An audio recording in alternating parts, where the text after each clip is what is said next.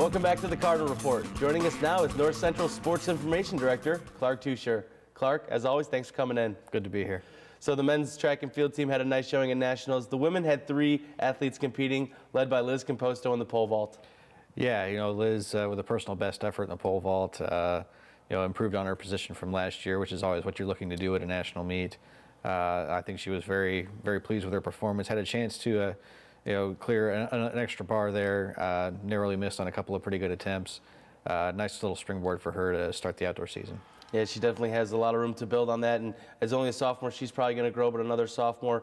Ebony Stallworth in her first nationals experience. She was able to come away with a 9th place finish in the shot put, and Jocelyn Redlinski will have another year in the heptathlon.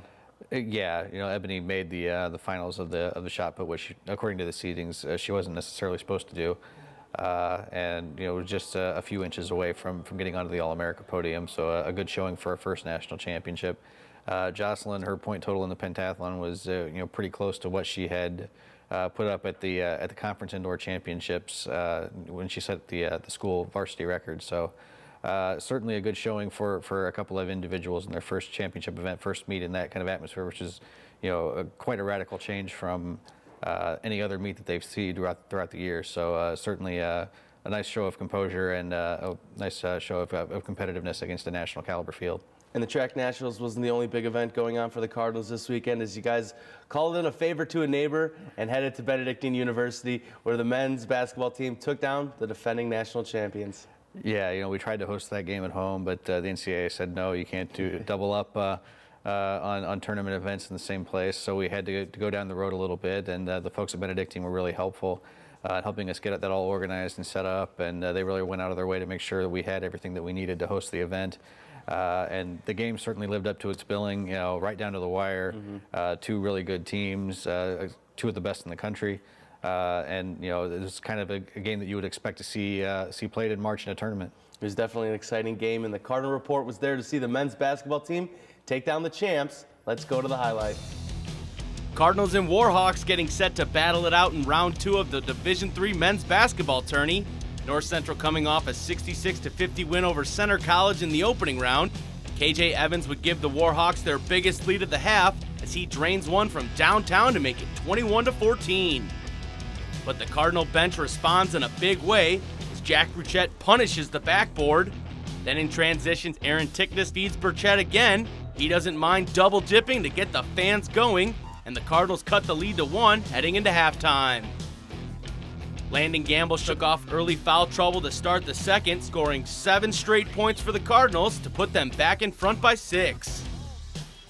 Evans goes on a streak himself, scoring 8 of the next 14 Warhawk points. He led all scorers with 19, and Whitewater back in front by 3 with 9.5 to go.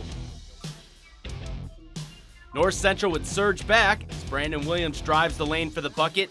Then Tickness drains another 3-pointer, and with under a minute to go, Kamek would push the lead to 6 for the Cardinals from long range.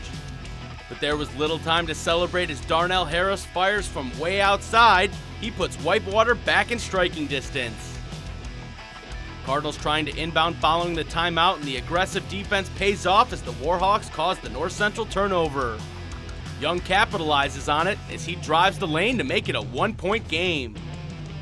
Warhawks now with a chance to tie, but Harris doesn't put enough muscle on this one. North Central has a sweet tooth for the 2nd straight year as they head to the round of 16 with a 64-60 win.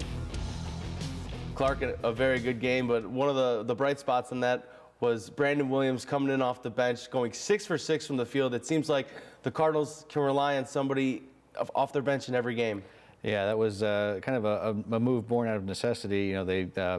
Whitewater had some really athletic guards that were able to get to the basket off the dribble, and Brandon's the quickest of the 3 individuals who play that position for us.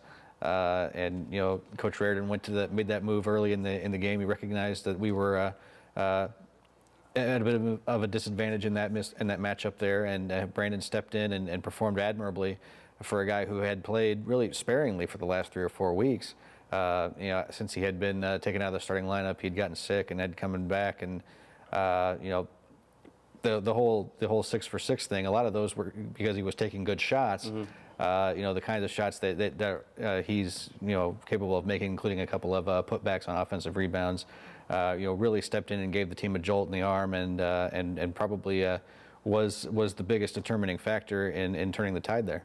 Next up in the dance for the Cardinals is a very familiar opponent in Illinois Wesleyan. Yeah, there's not going to be any love lost there. It's two big-time rivals, and two really close games earlier in the season. The first two teams in the conference standings this year. A lot of postseason history with them. The last time that North Central hosted a postseason game before this year was 1990. It was against Illinois Wesleyan, and we lost that game. And Coach Raridan took a Nebraska Wesleyan team to the national championship game in 1997, and who do they lose to? Illinois Wesleyan. So a lot of history going back there.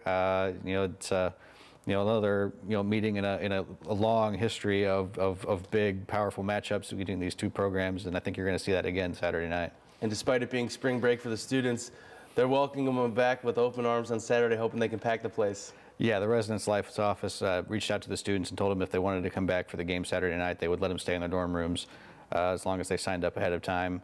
They're really trying to do everything they can to make sure that we have the best tournament atmosphere that we can have, and make it as much of a home court advantage as we can get it, being on spring break. Well, it should be exciting. Clark, thanks so much for coming in. Thank you. The men's indoor track and field team starts their outdoor campaign on March 28th at their First Chance Invitational. On tap this weekend is the men's basketball team as they welcome in Illinois Wesleyan for Sweet 16 action on Saturday. You can catch all the action live on NCTV Channel 17 and streaming live on nctv17.com. Tip-off set for 7 p.m. I'm Marc Dahlquist.